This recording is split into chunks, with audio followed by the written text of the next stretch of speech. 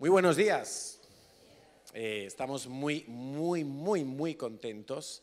A pesar de que nos faltan la mayoría de nuestros jóvenes que están en el redil, en su congreso, 300 jóvenes, casi 300 jóvenes bueno, hoy ya no, hoy ya están en Madrid, en su clausura, en el congreso Experiencia Radical. No sé si por aquí hay unas cuantas fotos. Bueno, se lo están pasando pipa. Ha habido talleres, ha habido conferencias, talleres sobre sexualidad, sobre identidad, sobre adicciones, sobre Biblia. El clima súper increíble. Se estaban bañando en la piscina, imagínate.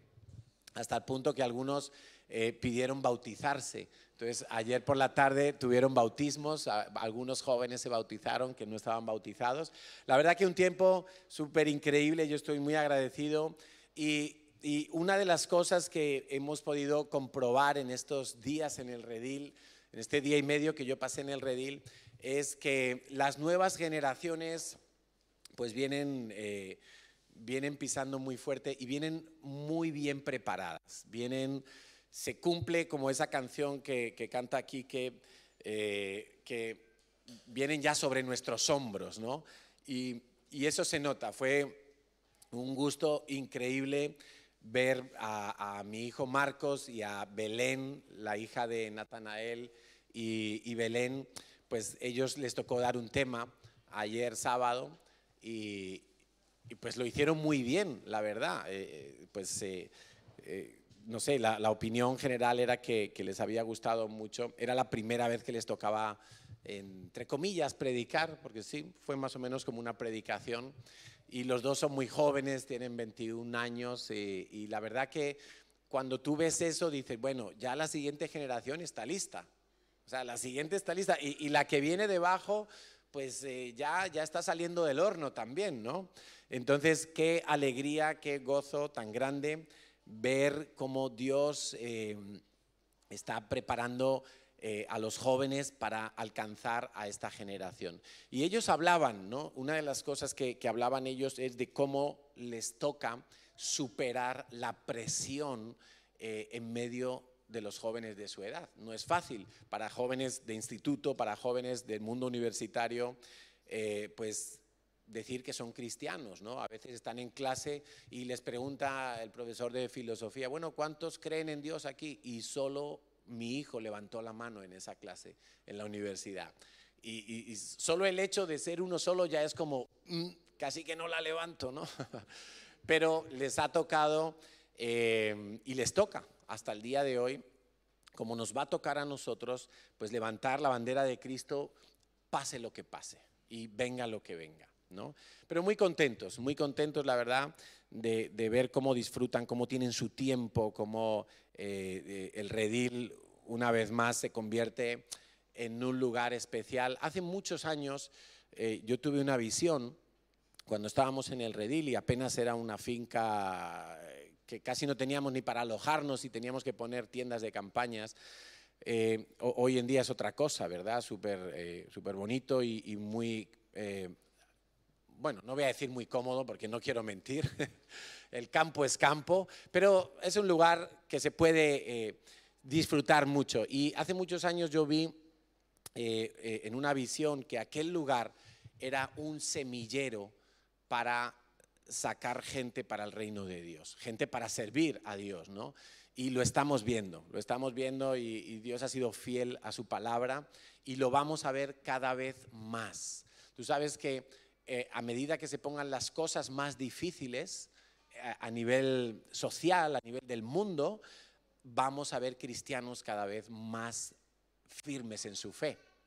Y eso a mí yo veo la vida como una vida de guerreros, ¿no? Cuanto más chungas se ponen las cosas, ahí tienen que aparecer los 300 de la película, ¿no? Ahí tienen que aparecer los verdaderos valientes. Y ahí espero que aparezcamos todos.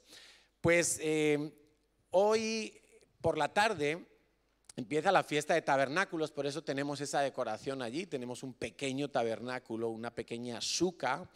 Es una fiesta que dura una semana Y como dura una semana, pues el domingo que viene hablaré de esa fiesta y entenderemos un poquito del significado de esa fiesta. Solamente diré una cosa: de todas las fiestas solemnes que están descritas en la palabra de Dios, la fiesta de tabernáculos va a ser la única que permanezca en el reino milenario, cuando el Señor Jesús viene a morar en la tierra y a establecer su reino físicamente en la tierra.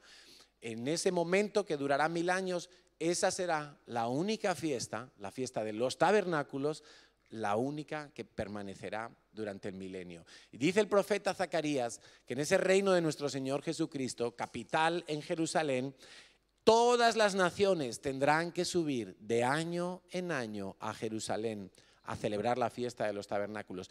Y la nación que no subiere ese año tendrá sequía.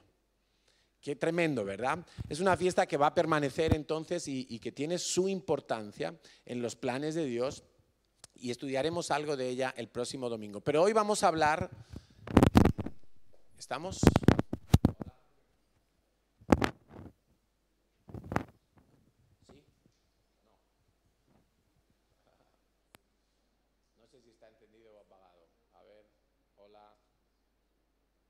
Bueno, da igual, seguimos con este.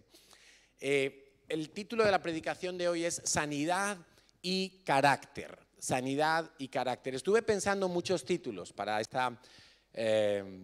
tema. Uno de ellos era, por ejemplo, la parte de Dios y mi parte. Y tiene que ver, porque la parte de Dios es la sanidad, la parte mía es el carácter. Hay cosas que yo no puedo hacer, hay cosas que solo las puede hacer Dios. Por ejemplo, solo Dios puede perdonar mis pecados, yo no puedo perdonar mis pecados. Solo Dios puede sanar un corazón herido, yo no puedo hacerlo.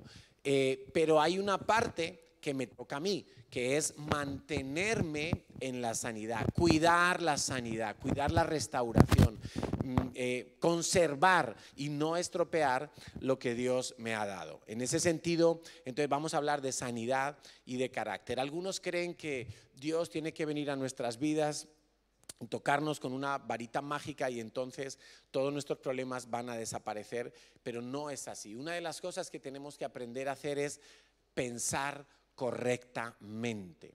Pensar correctamente. Estábamos en el redil y observé que había un joven que siempre estaba solo, un joven adulto ya, no era un adolescente, y lo vi varias veces, y todas las veces que lo vi estaba sentado en un banco, tenía un cuaderno abierto y ahí estaba él solo, y había 300 jóvenes en el redil, y yo dije, qué raro, porque está solo, ¿no? Entonces, en un momento dado me acerqué a hablar con él y pude comprobar que lo que le pasaba a ese joven es que tenía mucho rechazo, tenía complejo de inteligente, imagínate, no de tonto, sino de inteligente, porque es un tipo que está en estudios muy altos y no sé, quizá tenía dificultad para relacionarse con jóvenes, digamos, más normales, más de la tierra, ¿no? Pero ahí estaba su conflicto, no era capaz de estar con gente a pesar de estar en una finca con 300 personas, estaba aislado, estaba solo. Eso quiere decir que algo en su mundo interior no estaba bien. O quizá algunos piensan que gastarse 100 euros para ir a nuestro congreso en el redil es mucho dinero, pero sin embargo 100 euros cuando los ponemos en un sobre en el alfolí nos parece un mundo, ¿sí o no? Todo depende de cómo pensamos. Hay cosas que nos pueden parecer mucho para algo y muy poco para otra cosa. Entonces, ojo con eso, porque o nos dan un regalo y pensamos, uy, qué poquito me están dando, ¿no? Tenemos que aprender a pensar bien y yo he encontrado 3 razones por las cuales a veces no pensamos bien. Una es porque nos hemos criado en un contexto X y quizá en mi familia se pensaba que todos los comunistas eran malos, o se pensaba que Dios no existía, o se pensaba que el dinero es perjudicial, o quién sabe cómo se pensaba en mi entorno familiar o en mi país o en mi cultura. Y entonces como hemos mamado y nos hemos criado en ese caldo de cultivo, pues es algo que traemos incorporado y muchas veces no nos damos ni siquiera cuenta de la forma de pensar que automáticamente salta en nosotros. Otra razón es porque a pesar de estar en la vida cristiana, algunos no conocen toda la palabra de Dios, no conocen las promesas de Dios. Y como no conocen las promesas de Dios, pues simplemente no las pueden disfrutar, no se pueden beneficiar de las promesas de Dios. En algunos casos no es falta de conocimiento, sino falta de fe. Conocen las promesas, pero no las creen. Como no las creen, no se pueden hacer efectivas en su vida y no pueden disfrutarlas plenamente.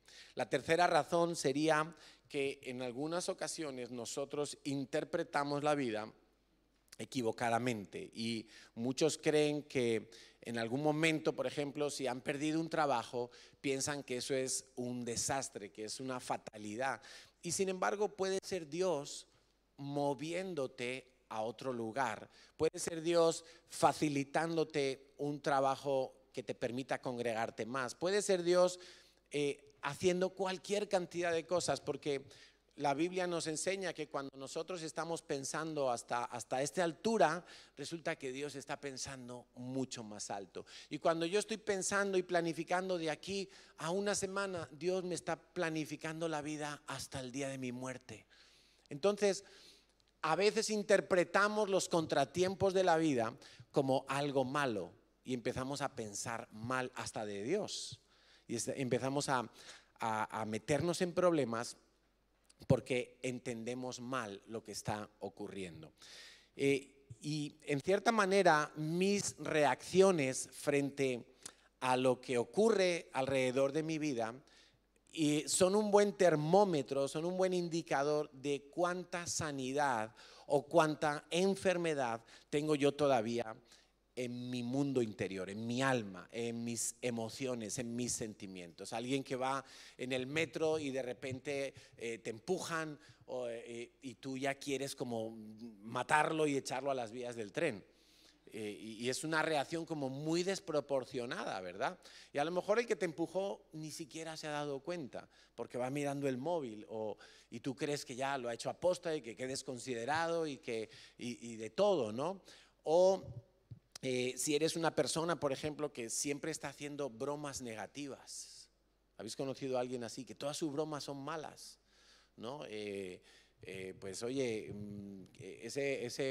estás estrenando unos zapatos y te dice, uy, qué zapatos, qué color tan feo, y no sé qué, y siempre bromas negativas, siempre bromas como para bajar, y eso quiere decir que en aquel corazón hay algo que no está bien. O todo lo contrario, si eres tú el que recibe la broma negativa o la crítica, entonces ya piensas que te han chafado todo el día.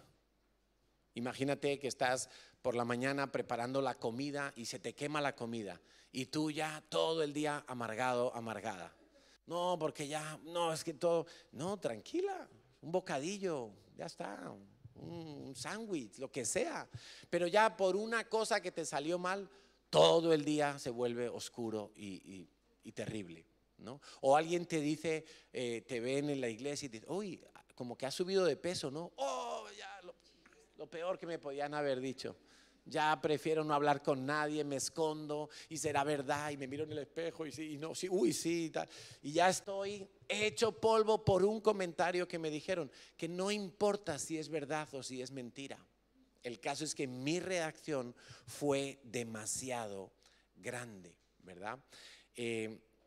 Entonces, o a veces no son cosas negativas, a veces mi reacción frente a algo bueno también es desmesurada.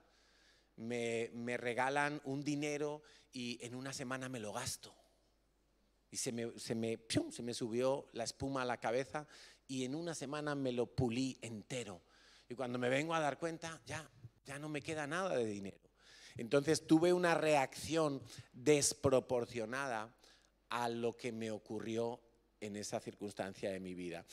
Y lo interesante de esto es que, fíjate, no es grave que tengamos heridas o que tengamos problemas o que tengamos dolor en nuestro corazón. Eso no es lo grave, porque eso te garantizo que lo vamos a tener en algún momento de nuestra vida. No hemos tenido los padres perfectos, seguramente en nuestro colegio tuvimos algún problema, algún incidente, en un trabajo alguien nos habló mal, un jefe nos trató injustamente, quién sabe. El problema no es tener heridas, el problema es no creer en la promesa de Dios. La promesa de Dios en 1 Juan 3:8 es: el Hijo de Dios vino para deshacer las obras del diablo. ¿Y cuáles son esas obras del diablo? Pues una de las más abusivas, que con más abuso utiliza el diablo, es la culpa y la condenación, es la muerte. Jesús muere en la cruz para solucionar tanto el problema del pecado, la culpa, como la muerte. Y eso ya está arreglado. Y el problema es que muchos cristianos se quedan ahí. Yo ya soy salvo, aunque mi vida es un desastre, aunque yo no tengo remedio. Y se quedan allí. Pero la promesa es deshacer las obras del diablo. Las obras del diablo son todas las heridas, toda la destrucción que el pecado ha provocado en mi vida. Y quizá no es mi pecado, quizá fue el pecado de mis padres, o quizá fue el pecado de otro, pero que me afecta a mí también. Quizá fue el pecado que mis padres se divorciaron y yo no tuve un hogar estable, y eso me afectó y me crié con una inseguridad. Quizá fue ver un mal patrón de papá o un mal patrón de mamá, y eso provocó en mí muchas inseguridades. El problema no está en la herida, el problema es que yo me quede ahí tirado a las puertas del hospital y no entre al tratamiento. Entonces eso es lo verdaderamente grave. Y cuando yo no trato mis heridas, las heridas se convierten en enfermedades crónicas. Lo mismo ocurre con nuestra parte física. Si yo me hago un corte y tengo una herida en el trabajo, si yo no me desinfecto la herida, si no me dan los puntos de sutura, eso se puede convertir en un problema que me tengan que llegar a amputar un brazo, o que me tengan que llegar a hacer algo muy, muy traumático. Lo mismo nos ocurre en el alma. Si yo no arreglo, si yo no trato con Dios, y hoy vamos a ver cómo, si yo no enfrento esas cosas, esas simples o no tan simples heridas se acaban convirtiendo en enfermedades crónicas. Y muchas veces la gente lo que hace es tratar el síntoma. No, pues estoy deprimido, me tomo una pastillita para animarme un poco. O al revés, estoy demasiado activo, me tomo una pastilla que me baje un poquito las revoluciones. Pero eso es el síntoma. ¿Qué es lo que está provocando realmente que tú estés arriba o que tú estés abajo? Eso es lo que nosotros tenemos que arreglar. Y es ahí donde muchas veces nosotros ponemos como un poco de freno. Hay algunos datos que conseguí, y por ejemplo en España en 2016 dice que hubo 175,000 matrimonios, pero ese mismo año hubo 101,000 divorcios. 175,000 matrimonios, 101,000 divorcios. La mayoría de los matrimonios se rompieron en los primeros años. ¿Tú crees que ese es el plan de Dios? ¿Por qué hay un 30% de divorcios que se producen después de 20 años de matrimonio? ¿Tú crees que el tipo era tan bruto que se dio cuenta 20 años después que esa no era la mujer? ¿O ella era tan ciega que no se dio cuenta, 20 años tardó en darse cuenta que este no era el suyo? No, lo que pasa es que aguantaron 20 años tapando cosas, ocultando sentimientos, no trabajando las heridas internas, hasta que un día la enfermedad, la herida sacó pus. Hay que amputar, hay que cortar por lo sano. Los psicólogos dicen que el 25% de la población en España sufre en algún momento de su vida enfermedades de tipo mental. Depresiones, ansiedades, paranoias, obsesiones, bipolaridad, esquizofrenia. El 25% de la población en algún momento de su vida, cuando las circunstancias tocan la herida sufren enfermedades de tipo mental. Y resulta que de esas personas, cuando una persona tiene una enfermedad mental, de tipo de salud mental, el riesgo de muerte prematura aumenta un 60%. La muerte prematura, ¿qué es? Que el que está deprimido le duele algo, pero no va al médico porque está deprimido. Y resulta que entonces murió de una subida de azúcar o murió de un infarto porque no hizo caso de los dolores y como estaba deprimido, pues no fue al médico. Muerte prematura. O el suicidio. Muerte prematura. Entonces, qué terrible es las enfermedades del alma, las heridas del alma que no son tratadas. Y los hijos de Dios no podemos ser ignorantes frente a esto. No podemos creer que ya Dios nos tocó con su varita mágica. No podemos tapar cosas. Quiero que veamos un vídeo que es muy chistoso, pero luego vendremos a relacionarlo con el tema. No sé si estamos listos ahí en el sonido. Porque es un vídeo sobre cómo disimular caídas, ¿verdad?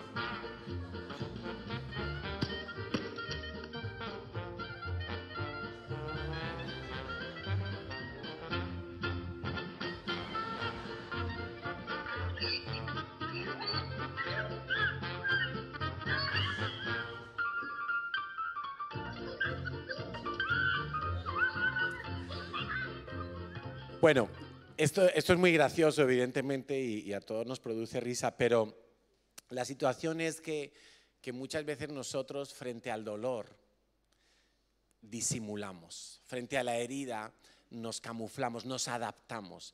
Y yo recuerdo cuando era joven, cuando era niño incluso en el colegio, algunos cuando diga esto a lo mejor no me van a creer, pero yo les puedo enseñar fotos. Y yo era el más bajito de mi clase. Y no es que mi clase era una clase de jugadores de la NBA. Yo era bajito. Era el más bajito de mi clase. Y era gordito. Entonces yo tenía muchos complejos. Cuando teníamos que correr la carrera de los 1000 metros en la clase de educación física, 1 kilómetro, yo siempre llegaba el último y con el flato ahí, Villanueva, 4 minutos, no, suspendido. Y yo, ¿por qué? Es que había que hacer menos de 3, pero profe, tengo flato. No, a dieta, gordo. Entonces, pues era terrible. ¿Y sabes cuál era mi muleta? ¿Cuál era mi forma de disimular todos esos complejos que yo tenía? Pues yo era el cuentachistes de mi clase. Yo era el gracioso de la clase, yo era el que hacía las trastadas. No quiero ni contarlas porque no quiero que cambie vuestra imagen de mí. Pero era malo en clase, le hacía muchas cosas malas a los profesores para que todos se rieran y de esa manera yo pudiera ser aprobado y recibido como un joven guay, ¿verdad? En mi clase. Entonces, con mis amigos de pandillita siempre era lo mismo. Yo también era el que alegraba la fiesta, el que estaba siempre haciendo bromas, contando chistes, pero eso era solamente entre mis amigos, porque yo era muy tímido fuera de todo eso. Y esa era mi muleta, esa era mi forma de camuflar mi dolor interno, mi incomodidad interna. Y era algo que lo hice durante muchos años hasta que llegué a la iglesia y empecé a caminar. Luego recuperaré mi testimonio para completarlo. Pero, ¿qué cosas estás tapando tú? ¿Qué cosas estás tratando de amortiguar con algún tipo de muleta en tu vida? y todavía están ahí y no se resuelven, y el tiempo no las va a curar. El tiempo las va a empeorar. Cuando tú creas que eso ya lo has superado y olvidado, ocurrirá una circunstancia en tu vida que será como tocar la herida. Y en ese momento, saltará de nuevo el dolor, el cortocircuito, la crisis. Y no queremos vivir así. Más bien queremos hacer lo que nos toca para vivir en la sanidad de Dios. Yo quiero con este tema que tú pienses en tus pensamientos, que tú pienses en tus sentimientos. Es decir, para por un momento el tren de tu vida y reflexiona sobre qué clase de pensamientos tienes tú a diario. Reflexiona por un momento sobre qué tipos de sentimientos se producen en tu vida a diario. Y quizás son sentimientos que nadie conoce, porque son sentimientos tan negativos, tan dolorosos, tan incómodos, que tú no los cuentas a nadie y los tienes que camuflar. Algunos usan muletas como el alcohol, como el trabajo, como el sexo, como el activismo, como el hacer viajes, y algunos usan muletas de ese tipo. No todas las muletas son de cosas malas, pero al fin y al cabo son muletas. No es la manera en que debemos de caminar. Y yo quiero que pienses en tu mundo interior, que pienses en lo que se genera en tu mundo interior, que evalúes el grado de sanidad o de enfermedad que hay en tu alma, en tu mundo interior. Y con la esperanza de que la gracia de Dios evidentemente va a sanar tu vida. La gracia de Dios va a venir y va a cubrirte y se va a adaptar. Esa es la multiforme gracia de Dios, se adapta a tu situación y cubre todas tus necesidades. Ahora, hay dos personajes en la Biblia que a mí me fascinan por su honestidad. Uno es el rey David. El rey David, tú lees los salmos del rey David y eso es un diario. ¿A quién le gustaría enseñar su diario de cosas íntimas? Lo que has sentido, la chica que te ha gustado, qué sé yo, pecados que has cometido, y algunos todavía escriben diarios. Y ¿a quién le gustaría enseñar el diario ahí en Instagram, en Facebook? ¿No? Nadie quisiera eso, pero los salmos son como el Instagram del rey David.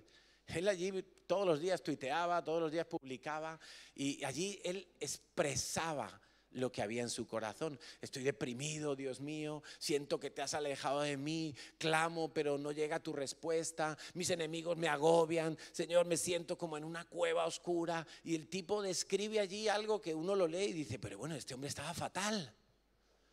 Pero así hemos estado nosotros muchas veces, lo que pasa es que nadie lo sabe. Solo nosotros, y no queremos ni siquiera oír esa voz interna de que tenemos que pedir ayuda o tenemos que clamar a Dios. Pero uno era el rey David y otro que me encanta era Pablo. Y el caso de Pablo me parece más fascinante porque Pablo era fariseo antes de convertirse a Cristo. Pablo venía de una escuela donde eran expertos como estos de aquí. Expertos en camuflaje de sentimientos, expertos en poner una cara muy espiritual ante todo, pero por dentro estar deshechos. El fariseo llegaba al templo a orar y se ponía a orar en voz alta, y antes de orar procuraba que todo el mundo le viera que había llegado a orar. Y se les tenía un respeto enorme a los fariseos.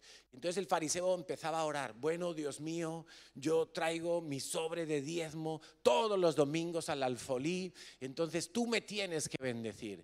Bueno, Dios mío, yo he guardado cada sabbat del calendario, entonces tú me tienes que bendecir. Ese era el fariseo, todo estaba bien. No tengo ningún problema, no necesito arrepentirme de nada. Señor, no necesito ayuda. Es más, soy tan bueno obedeciendo tu ley que estás obligado a bendecirme.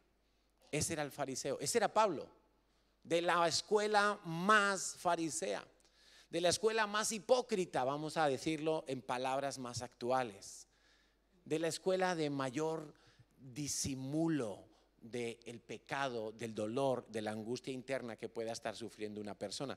Pero ese mismo Pablo aprendió el secreto de la honestidad y de la transparencia con Dios, y eso le hizo ser una persona completamente nueva. Algunos en la iglesia piensan que jamás van a contar sus intimidades a nadie, porque dicen, no, yo no hablaré con nadie sobre lo que me pasa. ¿Y por qué? No, porque luego en la iglesia hay mucho chisme. ¿Y sabes qué es lo que ocurre? Que en lugar de contárselo a quien se lo tienen que contar, se lo cuentan a cualquiera. Y ahí empieza el chisme, efectivamente. Pero Santiago 5:16 dice, confiésense los pecados unos a otros y oren los unos por los otros para que sean sanados. La oración ferviente de una persona justa, esa es la persona que tú tienes que buscar. Una persona justa, una persona madura, una persona de fe. No cualquiera que esté sentado en la iglesia, con todo respeto lo digo, sino una persona que esté puesta por Dios para ayudarte. Ahí sí. Y es lo que nos aconseja la Biblia. Es lo que nos aconseja la Biblia. Entonces, guardármelo yo no me va a ayudar, va a incrementar la presión. Quedármelo yo aquí dentro no me va a sanar. No, es que yo ya he orado con Dios. Muy bien, has hecho bien, pero mira cómo es el diseño de Dios. Por eso necesitas conocer y creer los diseños de Dios. Dios nos ha hecho espíritu para tener comunión con Él, pero Dios nos ha hecho alma para tener comunión con los demás a nivel horizontal. Por eso yo necesito los problemas de mi alma recibir sanidad también a través de la confesión con otros. Pero no estamos hablando de una confesión para que mi pecado sea perdonado. Estamos hablando de sacar, confesar para que mi alma sea liberada. Confesar en este caso es como una válvula de la olla a presión, que tú la abres y sale la presión y descansas. Pero ¿cuánta gente hay que lo guarda, lo tapa y dice, no, el tiempo lo curará? No, el tiempo lo agravará más.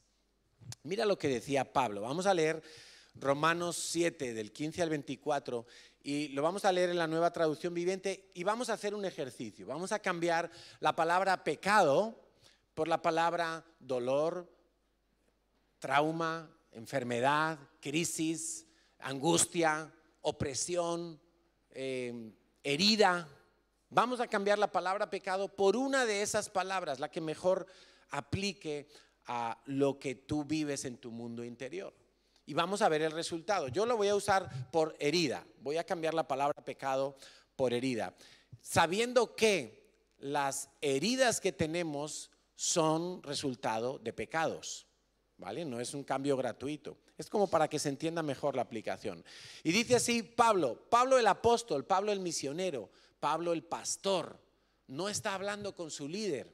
Mira hasta dónde llegaba la honestidad de Pablo, que él estaba hablando con sus discípulos en esta carta. Les está escribiendo a sus discípulos.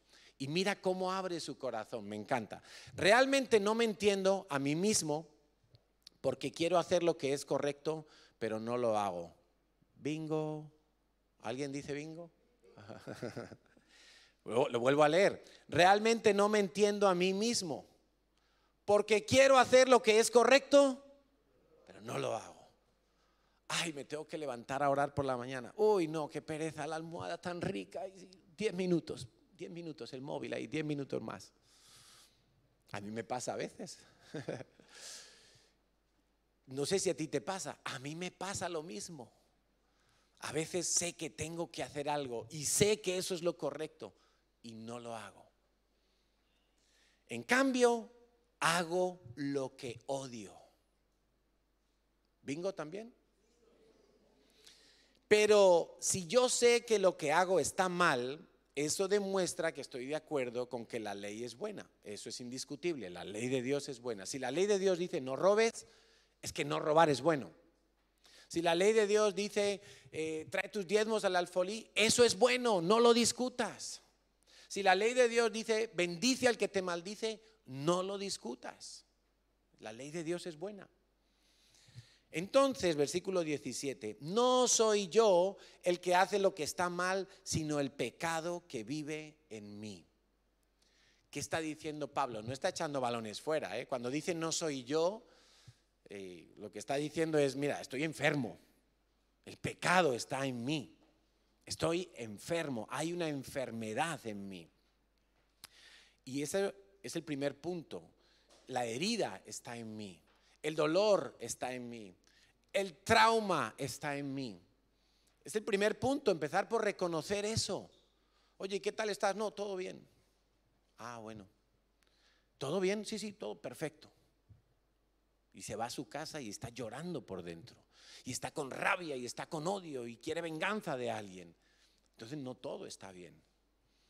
Hay que reconocer que tenemos heridas.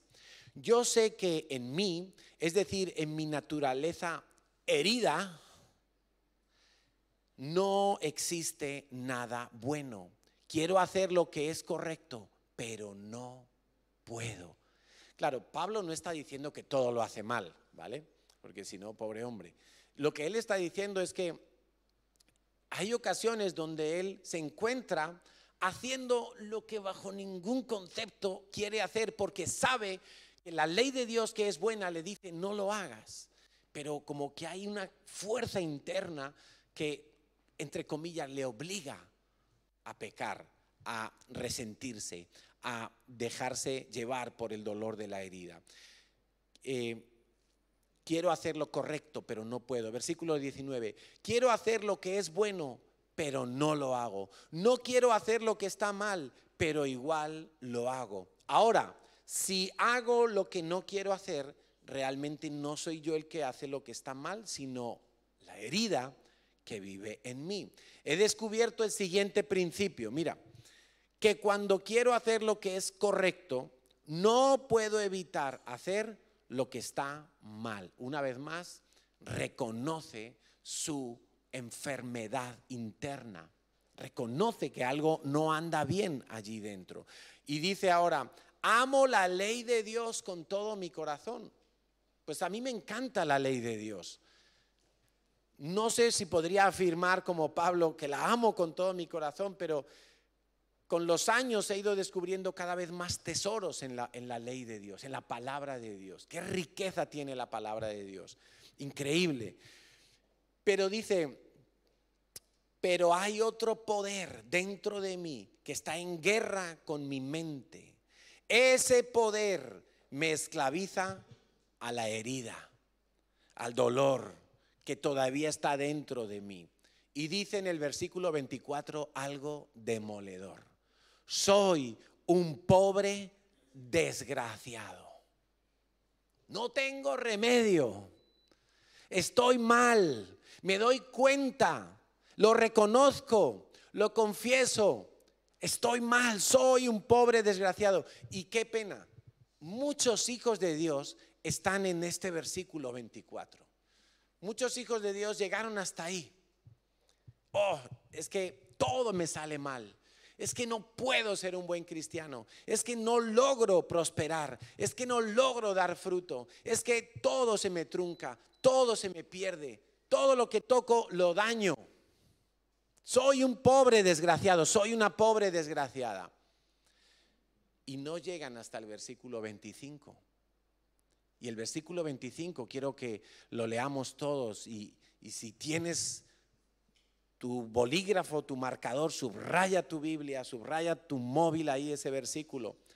Y Pablo dice, porque en el 24 termina diciendo, soy un pobre desgraciado, ¿quién me librará de esta vida dominada por esa herida, por ese dolor y por ese trauma? Y él dice, gracias a Dios.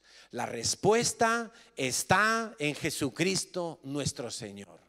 ¿Lo podemos decir? Gracias a Dios. La respuesta está en Jesucristo nuestro Señor. Esa es la respuesta. Pero la necesitas conocer y la necesitas creer. Y no solo conocer y creer, necesitas vivir en esa respuesta. Necesitas mantenerte en esa respuesta. Yo pensé que Jesús solo había venido a perdonar mis pecados, a darme vida eterna. Claro, pero también dice, yo he venido a darte vida abundante. ¿Y tú crees que vida abundante es la vida de una persona que necesite pastillas para dormir? ¿O que esté atada al cigarrillo? ¿O la vida de una persona que sea incapaz de perdonar algo que le hicieron 15, 10, 20 años atrás? ¿Tú crees que eso es vida abundante? Venir a la iglesia y estar contento, pero ir a casa y estar llorando y estar deprimido. Yo creo que eso no es vida abundante. Yo creo que la vida abundante es la de alguien que, a pesar de las dificultades, sabe disfrutar de la presencia de Dios.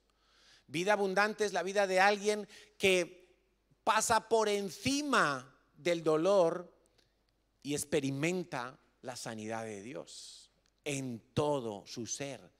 El Señor dijo, yo he venido a deshacer las obras del diablo, todas las obras del diablo. Entonces algunos se quedaron en el versículo 24. Soy un pobre desgraciado, todo me va mal. Es que si la gente supiera cómo fue mi infancia, es que si la gente supiera cómo me trató mi primer marido, es que si la gente supiera todo lo que yo he perdido, es que. ¿Y por qué no lo saben? Porque no lo has contado. ¿Por qué todavía sigues cargando tú con todo eso? Porque jamás has pedido ayuda. Sigues siendo como los del vídeo. Se caen y dicen, ay no me ha pasado nada. Y va cojo el hombre ahí hecho polvo. ¿Sabes que cuando yo era con 16 años me aparecieron uñeros en el dedo gordo del pie derecho y al año siguiente en el pie izquierdo? No sé qué me pasaba, pero la uña se encarnaba y ahí pus, sangre, horrible. Yo tuve que dejar de jugar al fútbol, que era mi deporte favorito, y me pasé al baloncesto, porque ya con 17 empecé a crecer. Entonces me dolía el pie, pero yo era tan bruto que en vez de decirle a mi madre, mami, es que me duele mucho el pie, yo empezaba a pisar así, para que el dedo gordo no apoyara en el suelo.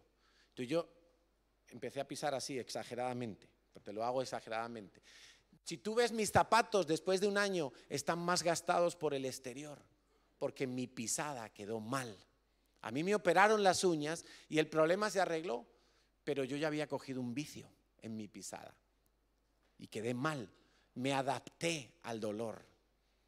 Si yo hubiera ido el primer día que me dolía al podólogo, yo pisaría perfectamente hoy, pero no, me adapté al dolor. Me quise camuflar, no me duele, y le daba la patada al balón, ¡ay, esa uña! Pero no pasaba nada, había que seguir jugando, había que seguir hasta que de verdad era insoportable. Y yo llegué a tener los dedos, pero con pus, o sea, algo horrible. No quiero amargaros la comida dentro de un rato, pero era muy terrible. Ahora, yo quiero que veamos algunos personajes de la Biblia que podemos ver en ellos que no estaban completamente sanos, ni eran completamente libres, pero algunos de ellos se dejaron sanar por el Señor internamente, otros no, y su vida acabó muy mal. Uno de ellos es Pedro el apóstol, impulsivo. Pedro era un hombre que hablaba sin pensar. ¿Habéis conocido a alguien así? Bingo, otra vez. Bueno, entonces yo en cierta manera ese era yo también, muy impulsivo, y muchas veces me tenía que tragar mis palabras, me tenía que, ay no, pues dije esto, pero es que no pensé bien. Ese era Pedro. Señor, no mueras en la cruz, yo iré contigo hasta la muerte. Y al día siguiente, no, yo no le conozco ese de Jesús, no sé ni quién es. Y el hombre ahí, le he traicionado. Pero Jesús le perdonó. Jesús le restauró y él recibió eso con mucho gusto.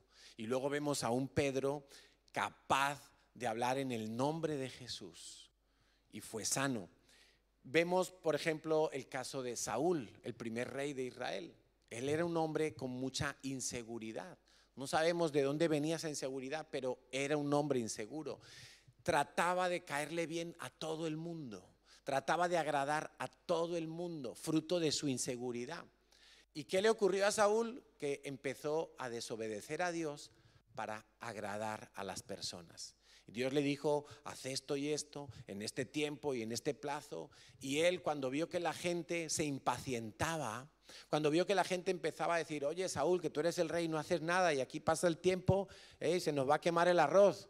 Ay, no, tranquilos, ya lo hago. En vez de esperar al tiempo que Dios le había dicho. Entonces, el hombre, con tal de agradar a la gente y de alguna manera estar tranquilo con ellos, no supo agradar a Dios. Le importaba más la aprobación de los hombres que la aprobación de Dios. El hombre acabó mal, acabó fatal, y Dios tuvo que sacarlo dentro del plan que tenía para el reinado de Israel. Otro hombre es Abraham. Abraham, imagínate, todos lo conocemos por una fe flipante que tenía Abraham. Abraham era capaz de abandonar su pueblo e ir a un sitio desconocido, ni siquiera tenía rumbo seguro. Dios solo le dijo, sal, ponte a caminar, te llevaré a una tierra. Cuando ya le da a su hijo, Dios le dice, sacrifícamelo. Y el tipo coge el puñal y lo levanta para sacrificar a su hijo. Tenía una fe extraordinaria, pero tenía un problema Abraham. Le gustaba mentir. Y en 2 ocasiones, en su peregrinaje hacia la tierra prometida, él mintió acerca de su esposa. Su esposa Sara era 90, 60, 90. Era un modelito, era guapísima. Y él dijo, uy, pero si vamos a ir por aquí y el rey de esta nación va a ver a mi mujer y la va a querer y entonces me va a matar a mí para quedarse con ella. No voy a decir que es mi mujer, voy a decir que es mi hermana. Y entonces mentía. Y le salió mal, y 2 veces lo hizo, y las 2 veces le salió mal, y Dios lo tuvo que regañar. Abraham, a ver, que no vayas mintiendo por ahí, di la verdad, no has confiado en mí para lo más difícil, ¿por qué no vas a confiar para esto también? ¿Sí? Abraham tenía ese pequeño problema, y pensaba mal de aquellos reyes, no, quizá me van a matar a mí. ¿Cómo piensas tú de los demás? ¿Qué tal? Hombres que estamos aquí, un día ves que otro hombre tiene un móvil nuevo, un coche nuevo y tú estás ahí ya como, ¿y este qué? ¿De dónde habrá sacado el dinero? Y si con lo que gana y mira qué móvil se ha comprado, ¿no? Y ya estamos pensando mal del otro. O las mujeres, están aquí todas y entra una guapa y viene de la peluquería y todo, esta tipa que seguro que es una antipática. Y ya están pensando mal porque hay que competir ahí, que no nos pase como a Abraham. ¿Qué tal con Sansón? Sansón tenía 2 problemas. Uno, que le gustaban las faldas, demasiado le gustaban las faldas. Tenía un impulso que ese hombre era como un perro en celo, o sea, se fijaba en una y ¡chum! Pero fíjate que ese no era su peor problema. Su peor problema era que no hacía caso del consejo de sus padres. Y cuando él se fijó en Dalila, la filistea, pues sus padres le dijeron, hombre, a ver hijo, ven para acá, siéntate aquí. ¿Cómo que te gusta Dalila? Pero tú no ves que es de los filisteos, que son nuestros enemigos.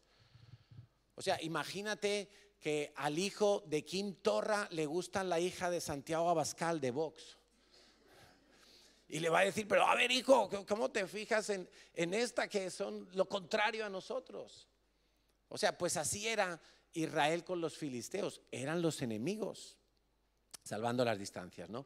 Entonces el tipo dijo, ¿sabes qué? No me entendéis, papás, es que yo estoy enamorado. Y como no me entiendes, voy a hacer lo que me da la gana. En esto no os metáis. Mira, me has aconsejado bien hasta aquí, pero en esto no tienes ni idea, papá. Y el hombre se fue con Dalila y todos sabemos el final de la historia de Sansón, ¿verdad? Sansón perdió su unción. Lo más poderoso que tenía Sansón no era su fuerza. Lo más poderoso que tenía Sansón es que él era llamado por Dios a ser juez de Israel. No todos los jueces de Israel tuvieron una fuerza sobrenatural como Sansón. Es que su mayor capacidad estaba en poder juzgar a Israel. Era un juez, era un gobernante puesto por Dios. Y él metió la pata y perdió todo, hasta la vida. ¿Y cuántos de nosotros muchas veces, por no hacer caso del consejo de nuestros padres, a veces de nuestros padres en la iglesia, de nuestros pastores, de nuestros líderes, vamos a buscar fuera de la iglesia el consejo, la alianza, la amistad, el novio, la novia, ¿por qué no? O el marido o la marida. Y luego nos vemos en problemas y perdemos el llamado que Dios nos había hecho. Nos salimos totalmente del plan porque aquella Dalila nos apartó. ¿O qué tal Absalón? Absalón era un hijo del rey David. Y Absalón vio que un hermano suyo violaba a una hermana. Y no solamente vio eso, sino que David, el papá, no hizo nada. Y entonces Absalón empezó a pensar mal de su padre. Llegó a pensar tan mal que además de matar a ese hermano como venganza, él dijo, si mi padre no hace nada, lo haré yo. Y mató a su hermano. Y no solo eso, como el pecado interno, la herida que él tenía, ese sentimiento de que mi papá es injusto, mi papá no lo está haciendo bien, como nunca lo arregló, como nunca se sentó a hablar con su padre sobre sus sentimientos, empezó la herida a ser cada vez más grande, se convirtió en enfermedad y le dio un golpe de estado a su papá. Y por un tiempo parecía que triunfaba el golpe de estado, pero finalmente Absalón también murió. Murió de forma dramática, prematuramente, por no haber arreglado sus heridas internas. Y quizá tú has experimentado como Absalón, que tus padres no fueron justos, que tus padres no trataron igual a todos los hermanos, que a unos les dieron más que a otros. O quizá lo has experimentado en la iglesia y has sentido que los pastores no han sido justos contigo, o tu líder en la célula no ha sido justo. Ay, es que al otro le dieron un regalo mejor en su cumpleaños y a mí hasta se olvidaron. Y aparece la herida ahí, pero no lo hablas con nadie, solamente dejas que esté ahí fermentando y creciendo como la levadura. ¿Qué tal Nabal el insensato? Eso significa Nabal, un hombre que su principal virtud era ser un metepatas, que hacía cosas incoherentes, que en lugar de ayudar al que le había ayudado, le pega y le traiciona y maltrata al que le había ayudado. Ese era Nabal. No sé si habéis conocido a alguien así o si alguien se sienta identificado con este hombre. Alguien que tenía unos arrebatos de incoherencia y de repente hacía lo contrario de lo que todo el mundo habría hecho. Y él, en lugar de ayudar al rey David, bueno, todavía no era rey, pero en lugar de ayudar a David en un momento de necesidad económica, cuando viene David a pedirle ayuda, le dice, ¿tú quién eres? Fuera, fuera. Y lo echa como si fuera un desconocido. Y ya David había sido ungido para ser el siguiente rey de Israel. Qué tipo tan bruto, ¿verdad? Qué tipo tan insensato. ¿Quién no ha perdido alguna vez una amistad o se ha metido en un problema por ser imprudente, por decir lo contrario o por hacer lo contrario de lo que se esperaría en una situación? ¿O qué tal Noemí? Noemí, que significa dulzura. Noemí pierde a su marido, pierde a sus hijos y en un momento se queda sola en la vida. Eso pensó ella, estoy sola, todo me va mal. Y empezó a pensar mal, empezó a pensar tan mal que hasta pensó mal de Dios. La mano de Dios está contra mí, pensó y dijo ella con su boca. Cuidado con lo que pensamos, cuidado con lo que decimos, porque Noemí llegó incluso a hablar mal de Dios. Cuando nosotros nos metemos en líos no nos damos ni cuenta, pero se me pasó decirlo, pero Sansón no se dio ni cuenta cuando el Espíritu Santo se apartó de él. Así lo cuenta la Biblia. No se percató en qué momento el Espíritu Santo se había apartado de él. Era tal su estado de engaño que ni se dio cuenta que ya Dios no lo respaldaba. Qué terrible, ¿no? Y Noemí empieza a pensar mal, empieza a deprimirse. No, ¿qué va a ser de mí? Mi futuro está arruinado, no me podré levantar de estos golpes. La mano de Dios está contra mí. Llegó al punto de decir, no me llaméis más Noemí, que significa dulzura, llamarme amargada. Entonces iban a un sitio, ¿cómo te llamas? Amargada Pérez. ¿Cómo? ¿Amargada? Sí, me llamo Amargada. Antes me llamaba Dulce, pero por favor, llamarme Amargada ahora, porque estoy hecha polvo. Porque no creyó que Dios la podía levantar, porque no creyó que Dios la podía sanar. ¿Has pensado tú que todo te sale mal? ¿Ha habido momentos en tu vida donde tú has dicho, ¿y ahora quién me va a ayudar? ¿Quién me va a sacar de esto? ¿Que Dios no puede hacer nada por ti? ¿Que Dios tiene la culpa de lo que te pasa? ¿Alguna vez estuviste o estás resentido con Dios, como Noemí? Eso hay que sanarlo, es necesario. ¿O qué tal el hombre que tenía un talento y era perezoso? No le gustaba trabajar y recibió un talento, y en lugar de dar gracias a Dios y ponerse a trabajar con ese talento, pues le gustaba dormir, le gustaba mucho Netflix, le gustaba mucho Instagram, y el hombre no salía a trabajar y se arruinó, lo perdió todo, efectivamente. Entonces, a veces nosotros empezamos a echar la culpa a los demás. No, es que mira, claro, es que ese tiene tantas habilidades, es que ese es bueno para estudiar, es que aquel es bueno para los negocios, es que aquel es bueno para hacer amistades y tiene contactos. Y yo no tengo nada. A mí mis papás ni me pagaron estudios, yo no he tenido oportunidad en la vida. No, es que en España es muy difícil, es que el gobierno a los extranjeros se lo pone muy difícil. Deja de echar la culpa a los demás. Empieza con el talento que tienes, empieza a usarlo, empieza a trabajar, empieza a servir, empieza a dar. No busques excusas para no hacer, busca excusas para hacer. Y esto es algo que yo desde bien temprano en la iglesia lo aprendí, buscar excusas para hacer.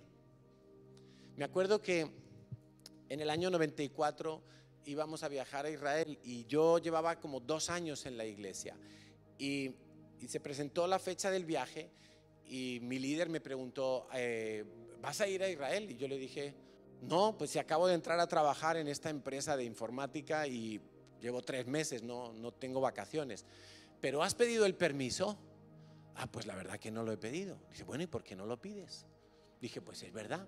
Y entonces me acordé de una frase que siempre decía mi padre, no es bíblica, pero yo me acuerdo de ella, y decía, el no ya lo tienes.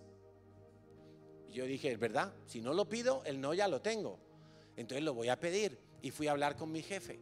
Yo llevaba 3 meses en la empresa, era programador junior, o sea, él trabajaba en IBM, y veme a por el café, y veme a por las fotocopias, y veme, así, ese era yo, el último de la empresa. El último para que le den vacaciones cuando yo las quiero, sino cuando sobre y todos los demás han pedido, el día que sobra por ahí, ese era para el último.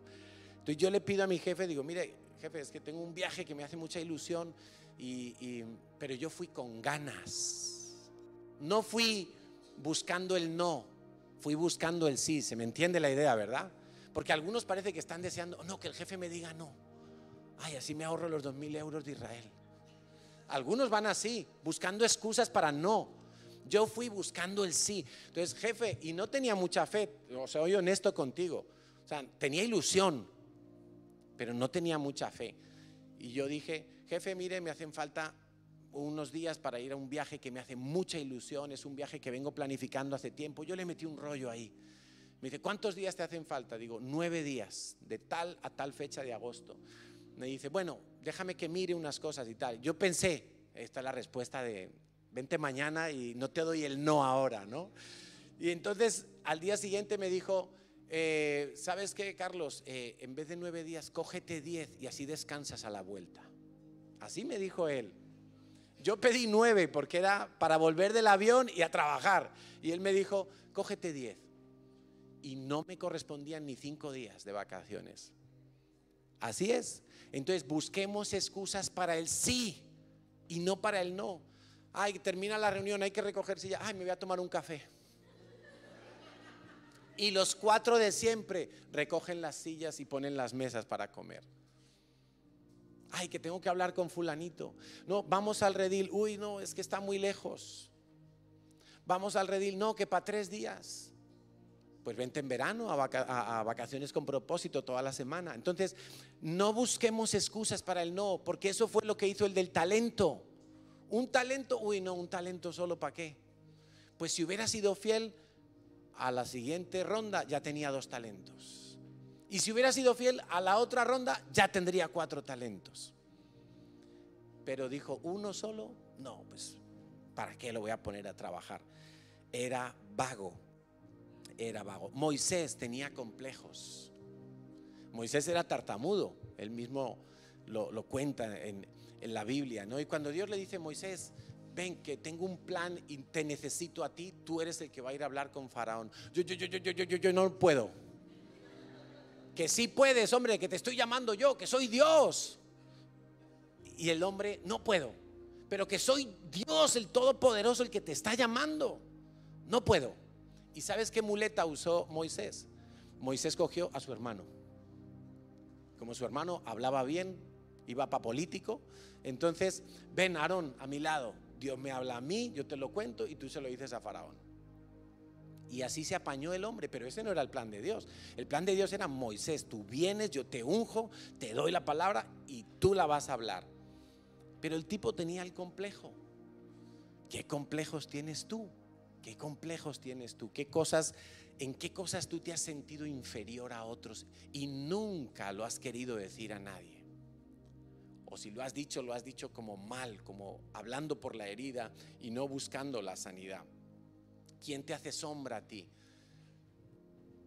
Yo era muy tímido, os lo he contado al principio de la predicación, y el hecho de que yo esté hoy hablando aquí, pues es una comprobación, es una prueba de que la sanidad de Dios existe, de que la sanidad de Dios es real.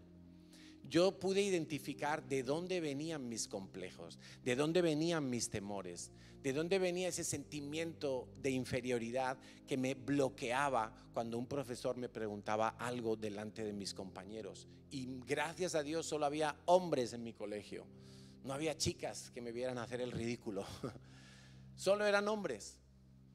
Pero yo soy la prueba viviente de que Dios puede sanar un corazón. Y yo le contaba a los jóvenes que antes de ser cristiano, la única vez que yo le pude hablar a una chica y decirle que me gustaba sin estar bebido fue a Natalia, cuando ya era cristiano. Porque de las poquitas novias que tuve antes de ser cristiano, a todas, 4, a todas les tuve que hablar habiendo empinado el codo, habiendo bebido un poquito para que la timidez se escondiera y apareciera el valiente.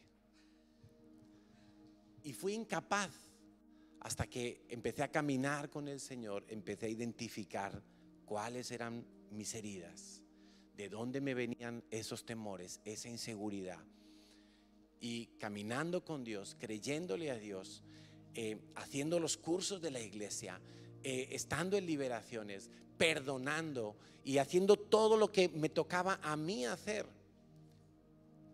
Recuerdo el día que le hablé a Natalia, no voy a dar detalles, pero lo único que os contaré es que cuando yo le dije a ella que me gustaba, ella no me dijo, uy, qué bien, yo también. Tampoco me dijo que no, solo me dijo, tengo que orar. Esa es mi esposa, tengo que orar. Hasta el día de hoy ella es así, lo tiene que hablar todo con Dios y gracias a Dios. Entonces, ella no me dijo que sí, no me dijo que no, pero como había sido la primera vez que yo hablaba totalmente sobrio, para mí eso fue una victoria monumental. Eso fue mejor que las Champions del Real Madrid, os lo puedo asegurar. Yo me fui a mi casa como feliz, dando botes, porque había sido capaz de ser valiente sin necesidad de una muleta como el alcohol. Entonces, eso es testimonio de que la sanidad de Dios se puede lograr y se puede permanecer en ella. Amén. Quiero, para terminar, que tomes nota de 4 cosas que tú tienes que hacer. Primero, si quieres hacerlo, claro, pide ayuda. Y si eres de los que no les gusta pedir ayuda, pues vas a tener que tragarte ese orgullo, porque eso es orgullo, eso es autosuficiencia y eso no viene de Dios. Y es por tu propia vida, haz lo que tengas que hacer, pide ayuda. Dios ha puesto gente a tu lado, Dios ha puesto gente en la iglesia, ha puesto líderes, ha puesto pastores para ayudarte. Pide ayuda. No digas todo está bien, no digas yo no necesito ayuda, no sigas disimulando como los del vídeo que todo está bien, no pasa nada, me acomodo a las situaciones, evito el dolor por aquí y por allá, lo sorteo como puedo. No, vive en libertad. Segundo, perdona. Perdona a los que no te dieron lo que te tenían que dar y a los que te dieron lo que no te tenían que dar. Pero perdona. No hay sanidad si no hay perdón. Es imposible. No hay sanidad si no hay perdón. Pero hay sanidad a través del perdón. Vas a tener que perdonar a X personas. Gente que te abusó, gente que te traicionó, gente que te mintió, gente que te decepcionó, gente que quedó mal contigo, que te robó 1000 cosas. Vas a tener que perdonar.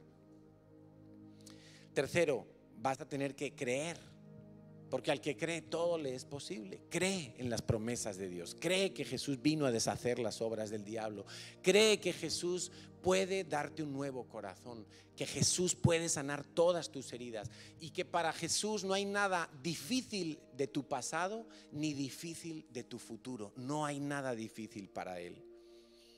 Créelo. Deja que el creer sea más fuerte en tu vida que el sentir. Lo repito, deja que el creer en tu vida sea más fuerte que el sentir. Ay, tengo que perdonar a aquel hombre que me abandonó, pero siento odio hacia él. Deja que el creer sea más fuerte que lo que sientes. No, es que cuando ya no sienta odio lo perdonaré. No, así no funciona. Si te metes ese gol, toda la vida vas a odiar. Y quizá incluso no te puedas ni volver a casar porque crees que todos los hombres te van a volver a hacer lo mismo. Cree más fuerte que lo que sientes. ¿Y qué hago con mis sentimientos, pastor? Pues mira, aparcados ahí en la maquinista los dejas. Los aparcas a un lado. No, pero es que lo siento, sí, lo sientes, pero apárcalos. Cuando tu fe y tu creer sea más fuerte, los sentimientos empiezan así, mira, a desinflarse. Y llega un día que tú dices, ¿cómo podía yo antes odiar tan fuertemente? No me reconozco en aquel ogro. ¿Cómo podía yo estar tan amargado con alguien? No me reconozco en aquella chuchurria de persona. Y ahora estás. Cuarto, busca a Dios todos los días. Búscalo sin excusas. Busca excusas para buscar a Dios, no para no buscarlo. Ay, es que entro muy temprano a trabajar, es que 2 horas de camino al trabajo, es que en mi casa no hay un sitio privado, es que no, busca excusas para buscar a Dios, no para no buscarlo, para buscarlo todos los días.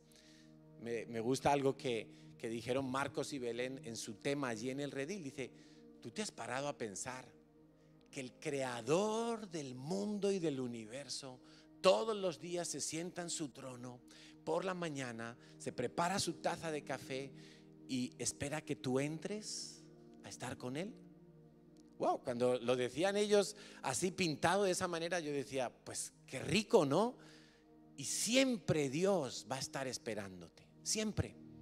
Búscalo, busca su palabra, busca su presencia, busca su amistad, busca su amor, búscalo a Él, búscalo con todo tu ser. Oramos y le damos gracias a Dios. Yo quiero que proyectemos el versículo Romanos 7:25 y con esa promesa en la mente, en el corazón, vamos a orar.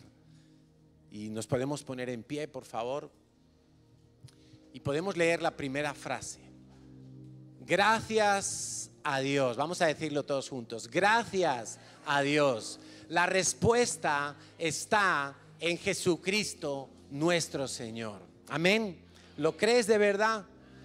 Pues hoy empieza a vivir dentro de la sanidad.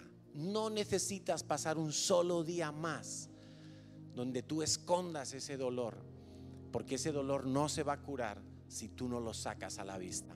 Padre, queremos darte muchas gracias porque has preparado todas las cosas, Señor, para que tus hijos sean libres.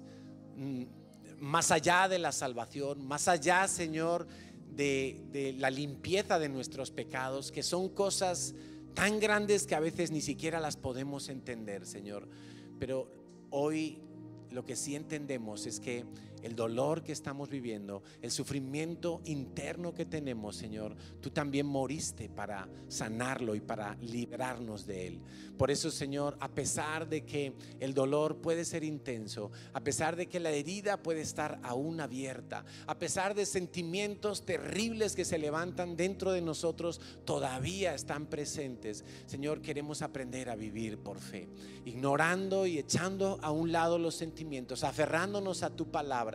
Señor, hoy tomamos la firme decisión de perdonar a todos los que nos hicieron algún mal en nuestra vida, a todos aquellos que omitieron hacernos el bien y con eso nos perjudicaron, a todos aquellos que abiertamente nos hicieron mal, Señor, y dañaron nuestra vida y pensamos por un momento que era imposible levantarse de ese golpe. Señor, hoy tomamos la firme decisión de perdonarlos, porque eso es lo que dice tu palabra, Señor, que perdone como tú me has perdonado a mí, sin esperar nada a cambio, que perdone aunque el otro todavía no cambie su actitud, que perdone aunque nunca pueda esperar una buena respuesta de la otra parte. Señor, hoy tomamos la decisión de perdonar por fe, no por sentimientos, Señor, sino por fe, Señor, y ponemos nuestros ojos en la cruz. Allí estás tú, Jesús, que fuiste tentado en todo lo que yo he podido sufrir. Señor, a ti también te llamaron bastardo, a ti también te crucificaron desnudo, a ti también te golpearon cruelmente, Señor. A ti, Señor Jesús, te ofrecieron adorar a Satanás. A ti te ofrecieron el suicidio, Jesús, como una salida.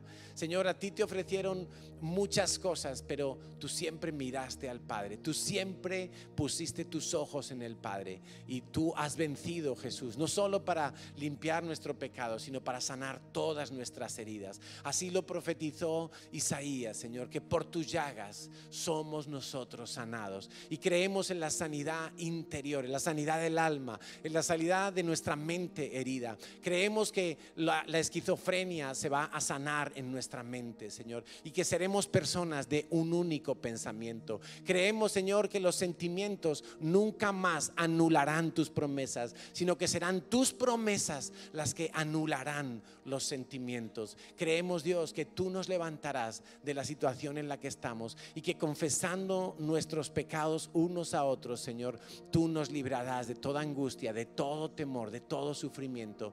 Gracias, Señor, porque tú nos has llamado a libertad, porque tú nos has llamado a vivir en paz y porque tú provees para nosotros todo lo que necesitamos.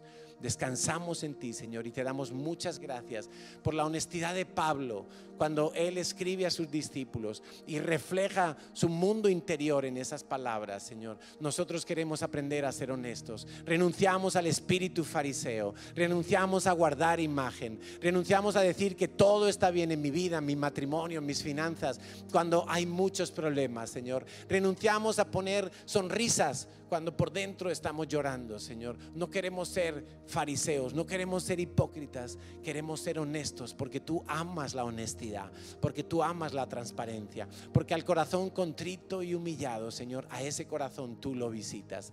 Gracias, Dios, por tu fidelidad.